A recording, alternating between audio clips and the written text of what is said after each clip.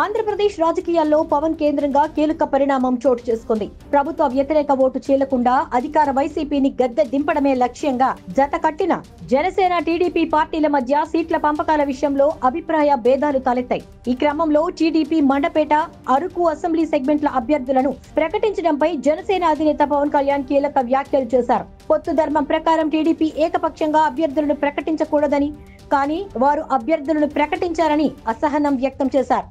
ఇది పొత్తు ధర్మం కాదని పవన్ టీడీపీ తీరును తప్పుపట్టారు. టీడీపీ అభ్యర్థుల ప్రకటన జనసేన నేతలను ఆందోళనకు గురిచేసిందని చెప్పుకొచ్చారు. జనసేన నేతలకు ఈ విషయంలో తాను క్షమాపణ చెప్తున్నానని కీలక వ్యాఖ్యలు చేశారు.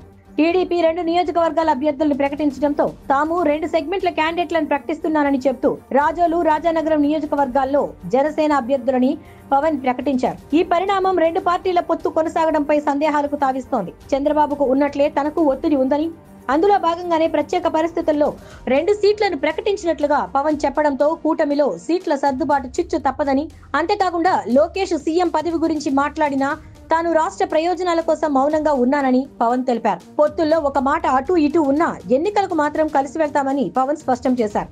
అయితే ఇంకా సీట్ల సర్దుబాటు లేదు, అభ్యర్థుల ప్రకటన లేదు. అప్పుడే విభేదాలు తలెత్తాయి. పొత్తు ధర్మం గురించి మాట్లాడే వరకు వెళ్లారు. ఈ సమయంలో పొత్తు కొనసాగుతుందా అనే సందేహాలు వ్యక్తమవుతున్నాయి. టీడీపీ జనసేనల మధ్య సీట్ల పంపకాల విషయంలో తేడాలు రావడం ఆంధ్రప్రదేశ్ రాజకీయాల్లో హాట్ టాపిక్ గా మారింది. ఎన్నడూ లేని విధంగా చంద్రబాబు పైన పవన్ కళ్యాణ్ వ్యాఖ్యలు చేయడం వెనుక అసలు ఉద్దేశం ఏంటి అనేది సందేహంగానే ఉంది. పవన్ వ్యాఖ్యలతో ఒక రకంగా పొత్తు భవిష్యత్తుపైనే ఉత్కంఠ మొదలైంది. ఇప్పటి వరకు చంద్రబాబు ఏం చెప్పినా పవన్ మద్దతిస్తూ వచ్చారు. అయితే ఒక్కసారిగా ఎందుకు రూట్ మార్చారు అనేది ప్రశ్నగా మారింది. చంద్రబాబుకు ఉన్నట్లే తన పార్టీ నుంచి తనపైన ఒత్తిడి ఉందని చెప్పడం ద్వారా పవన్ కూడా టీడీపీకి సమాన స్థాయిలో సీట్లు ఆశిస్తున్నారా అనే ప్రశ్నలు వినిపిస్తున్నాయి. చంద్రబాబు చేసిన ప్రకటన కారణంగానే పవన్ చెప్పినా దీని వెనుక బలమైన కారణాలు ఉన్నట్లుగా విశ్లేషకులు అభిప్రాయపడుతున్నారు. టీడీపీ జనసేన కలిస్తే బలమైన నిర్మాణం చేసుకోవచ్చని తాను భావించానని, బలం ఇస్తున్న వాళ్లంగా మిగులుతున్నామని, బలం తీసుకుంటున్న వాళ్లం కాలేకపోతున్నామని కూడా పవన్ వ్యాఖ్యానించారు. అంటే తాము కింద ఉన్నామన్న భావనలో పవన్ ఉన్నారా అనే అనుమానాలు కలుగుతున్నాయి. పొత్తుకు సిద్ధమైన సమయంలోనే అన్నింటిపైన ఆలోచనలు ఉన్నాయని పవన్ పేర్కొన్నారు. టీడీపీతో పొత్తుపైన నిర్ణయం తీసుకునే సమయంలోనే తాను అన్ని ఆలోచించానని చెప్పుకొచ్చారు. ఏమీ తెలియకపోతే రాజకీయాల్లోకి ఎందుకు వస్తానని కూడా ప్రశ్నించారు. మరి అంత ఆలోచించిన పవన్ ఒక్కసారిగా ఎందుకు రివర్స్ అయ్యారు అనేది రాజకీయ వర్గాల్లో చర్చకు తావిస్తోంది. అంతేకాక తాజాగా పవన్ వ్యాఖ్యలు, సీట్ల ప్రకటనల ద్వారా చంద్రబాబుకు పవన్ ఒక రకంగా వార్నింగ్ ఇచ్చినట్లు స్పష్టమవుతోంది. సరైన విధానంలో ముందుకు వెళ్లకపోతే ఏ నిర్ణయానికైనా సిద్ధమనే సంకేతాలు పవన్ టీడీపీకి ఇచ్చినట్లు కనిపిస్తోంది.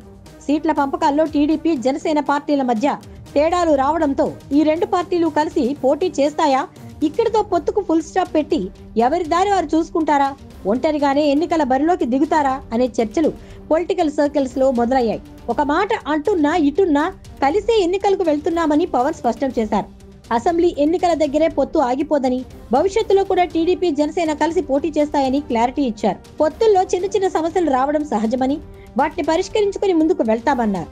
అయితే ఒక్కసారిగా పవన్ చేసిన వ్యాఖ్యలు, పొత్తు ధర్మం గురించి మాట్లాడడం, పొత్తు కొనసాగించడంపై అనుమానాలను తావిస్తున్నాయి. పవన్ చేసిన ప్రకటన వెనుక ఆంతర్యం ఏమిటి అనే దానిపై సర్వత్రా చర్చ జరుగుతోంది. కొన్ని రోజులుగా టీడీపీ అనుసరిస్తున్న తీరు జనసేన కేడర్ కు మింగుడు పట్టం లేదని అంటున్నారు. టీడీపీ వల్ల జనసేనకు కలిసి వచ్చే అంశాలు కనిపించడం లేదని, జనసేన వల్లే టీడీపీకి లాభమని, మునిగిపోతున్న నావకు మనం జీవం పోసినట్లవుతుందని ముందు నుంచి జనసేన కేడర్ చెప్తూ వస్తోంది. అయితే జనసేనాని మాత్రం టీడీపీతో కలిసి ముందుకు పోతున్నాడు. ఒక దశలో టీడీపీతో పొత్తు వ్యవహారంపై ఇష్టం లేని వారు పార్టీని వీడి వెళ్లిపోవచ్చని హుకుం కూడా జారీ చేశారు. దీంతో జనసేన కేడర్లో ఒకంత అసహనము వచ్చింది. తెలుగుదేశం జెండా మోయటానికి, బ్యానర్లు కట్టడానికి మేము ఉన్నామా అని కొంతమంది తిరగబడ్డారు. అంతేకాదు సంఖ్యాపరంగా పెద్ద సామాజిక వర్గంగా ఉన్న కాపులు కొంత జనసేనకు దూరమయ్యారు. ఇష్టం లేని వారు వేరే పార్టీకి వెళ్లిపోయారు. కొంతమంది సైలెంట్ అయిపోయారు. దీంతో జనసేనకు వచ్చినటువంటి హైప్ ఒక్కసారిగా తగ్గిపోతూ వచ్చింది.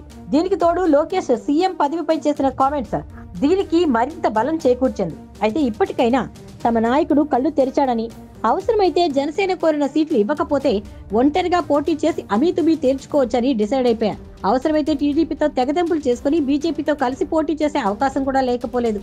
జనసేన ఇచ్చిన తొలి అల్టిమేటంపై టీడీపీ స్పందించిన తీరును బట్టి జనసేన ముందుకు వెళ్లే ఛాన్స్ ఉంది. అయితే ఇప్పుడే పొత్తు ధర్మంపై చర్చలు సాగుతున్నాయి. ఇరు పార్టీల అధినేతలు కలవడం లేదు. ఇలాంటి సమయంలో క్యాడర్ కలుస్తుందా? ఎన్నికల వరకు పొత్తు ఉంటుందా? ఇప్పటికీ బీజేపీతో కలిసి నడవడానికి పవన్ సిద్ధంగా ఉన్నారా? టీడీపీతో అటు ఇటు అయితే బీజేపీతో కలిసి వెళ్తారా అనే సందేహాలు పవన్ వ్యాఖ్యల ద్వారా రాజకీయ వర్గాల్లో కలుగుతున్నాయి. అలాగే గతంలోనే బీజేపీని కలుపుకుని పోతామని పవన్ వ్యాఖ్యలు చేశారు. బీజేపీ కూడా కూటమిలో చేరడానికి సిద్ధంగా ఉందని వార్తలొచ్చాయి. అయితే దీనిపై బీజేపీ రాష్ట్ర నాయకత్వం కానీ జాతీయ నాయకత్వం కానీ స్పందించలేదు. అసలు ఈ విషయంలో బీజేపీ వైఖరేంటి? పవన్ వ్యాఖ్యల తర్వాత బీజేపీ స్పందిస్తుందా? బీజేపీ స్పందన కూటమిలో చేరాలా ఉంటుందా? బీజేపీ రియాక్షన్ వేరుగా ఉంటే పరిస్థితి ఏంటి అనేది కాలమే నిర్ణయించాలి.